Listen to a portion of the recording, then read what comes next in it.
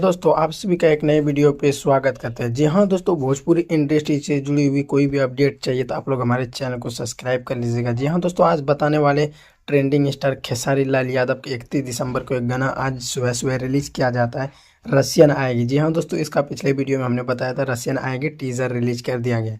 जी हाँ दोस्तों, यहाँ पे ऑफिशियल वीडियो शेयर करते हुए बताया। जी हाँ दोस्तों, बहुत ही मज़ेदार है। हमने पूरा गाना 1 से 2 बार सुना है, अभी और सुनने का मन कर रहा है। जी हाँ दोस्तों, आप लोग को बता देना चाहेंगे ग्लोबल म्यूजिक जंक्शन से इसको रिलीज किया गया है। और आप लोग को पता है रसियन आएगी, खेसारी लाल यादव, खुशबू तिवारी, न्यू स्पेशल सॉन्ग 2025। जी हाँ दोस्तों, आप लोग को बता देना चाहेंगे ये गाना कितना लगता क्या है आप लोग को ट्रेंड कर पाएगा, क्योंकि 1 घंटा में 1,10,000 से भी अधिक व्यूज़ इस गाने पे आ जाते हैं।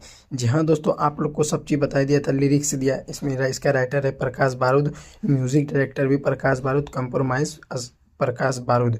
जी हाँ दोस्तों, आप लोग को सब चीज़ बता दिए थे कि पिछले ही वीडियो में, लेकिन आप लोग फिर भी आप लोग इस न्यूज़ को देखिए और ज़्यादा ज़्यादा प्यार सपोर्ट दीजिए।